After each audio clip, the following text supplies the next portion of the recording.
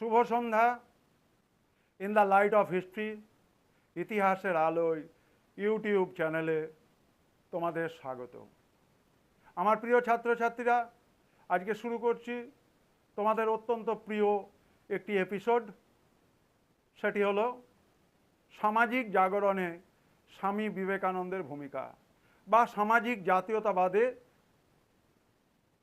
স্বামী বিবেকানন্দের ভূমিকা।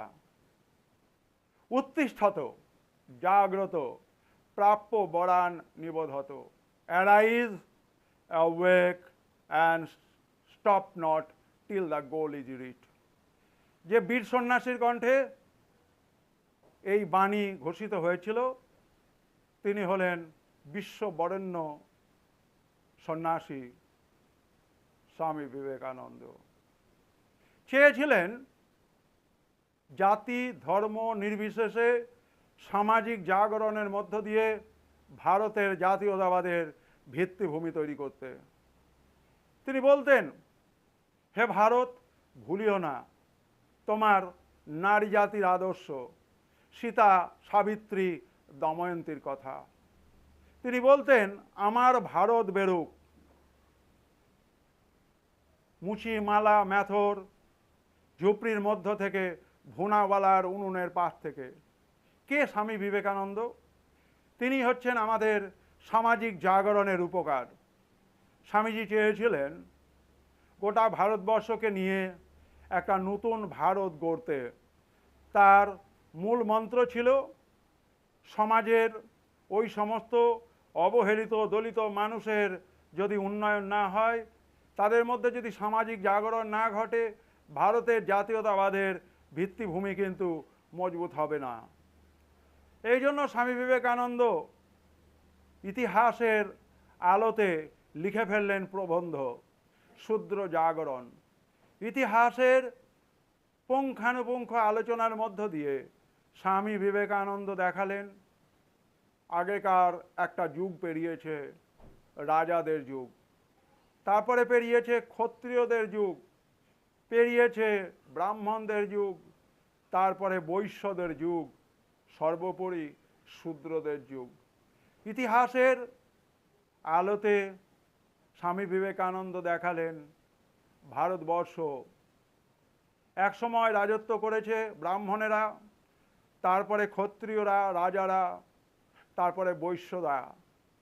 স্বামী বিবেকানন্দ যে সময় ভারতবর্ষে মাটিতে দাঁড়িয়ে জাতীয়তাবাদের সামাজিক ভিত্তির কথা বলছেন, সেই সময় তার হাতিয়ার সামাজিক জাগরণ, সমাজের সমস্ত স্তরের মানুষকে এগিয়ে নিয়ে এসে ভারতের জাতীয়তাবাদী আন্দোলনকে সমৃদ্ধ করা।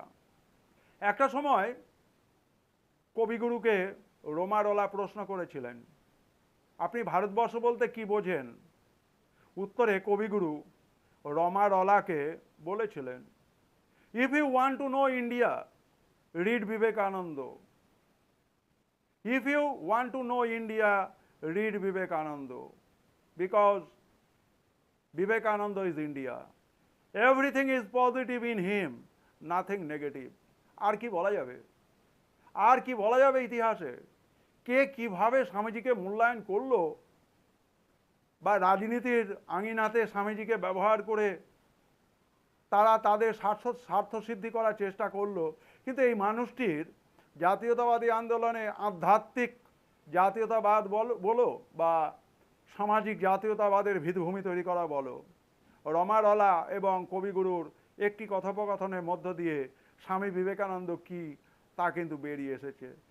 আমরা প্রকৃত অর্থে বলতে পারি স্বামীজি হচ্ছেন আমাদের জাতীয়তাবাদের প্রাণ পুরুষ।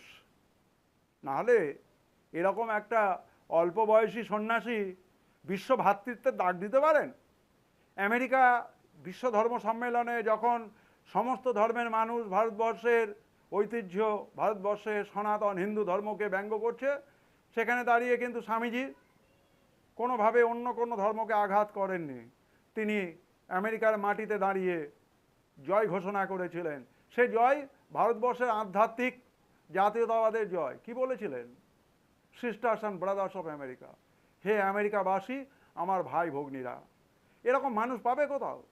যে আমাদের দেশ কালের ঊর্ধ্বে গিয়ে ইতিহাস চেতনাকে সমৃদ্ধ করেছেন, বিশ্ব ভ্রাতৃত্বের কথা বলেছেন। এত বড় একজন জাতীয়তাবাদের প্রাণপুরুষ, যাকে আমরা বলে থাকি, তার হাতে তৈরি রামকৃষ্ণ মঠ মিশন 1897 সালের 1 মে তৈরি হলো। কিছুদিন আগে আমরা তার 125 বছর পালন করেছি।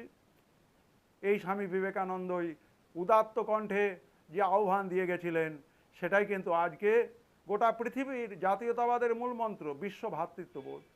সুতরাং অত্যন্ত সংক্ষেপে তোমাদেরকে আমি স্বামী বিবেকানন্দের সামাজিক জাগরণে বা সামাজিক জাতীয়তাবাদে স্বামী বিবেকানন্দের যে ভূমিকা তার সম্পর্কে অতি সংক্ষেপে বললাম। তোমরা স্বামী বিবেকানন্দের বর্তমান ভারত, পরিব্রাজক, প্রাচ্য, পাশ্চাত্য, রাজযোগ, কর্মযোগ এই বইগুলো যদি জীবনে কোনো সময় পড়বার সুযোগ হয়, পড়ো। কারণ জীবনে এই একটি মানুষের আদর্শ থাকবে, এটাকেই আমি বলি বিবেকের বাণী। মানে স্বামী বিবেকানন্দের আদর্শিত যে পথ, স্বামী বিবেকানন্দের যে মত এবং পথের দিশারি কিন্তু ছিলেন আরেকজন আমাদের বিখ্যাত বাঙালি সন্তান, তিনি হলেন স্বামী বিবেকানন্দ। এবং তার অত্যন্ত গুরুত্বপূর্ণ আরেকজন ব্যক্তিত্ব, তিনি হলেন নেতাজি সুভাষচন্দ্র বসু। আজকে এখানেই শেষ করছি। তোমরা আমার in the light of history, ইতিহাসের আলো ইউটিউব চ্যানেলের অনেকেই সাবস্ক্রাইবার আছো। তোমরা তোমাদের মধ্য দিয়ে বন্ধুদের কাছে একমাত্র সমস্ত ধরনের বন্ধন থেকে মুক্ত, একেবারে ইতিহাসের নির্ভুল তথ্যের পরিবেশক এই YouTube channel in the light of history, ইতিহাসের আলো, এর সাবস্ক্রাইব করবার জন্য বলবে, শেয়ার করবার জন্য বলবে। ভালো লাগলে অবশ্যই তোমরা আরও অনেককে এই চ্যানেল সম্পর্কে বলবে। তোমরা সবাই ভালো থাকবে। জয়তু ঠাকুর রামকৃষ্ণ পরমহংস, জয়তু মা শারদা, জয়তু স্বামী বিবেকানন্দ। সবাই ভালো থেকো।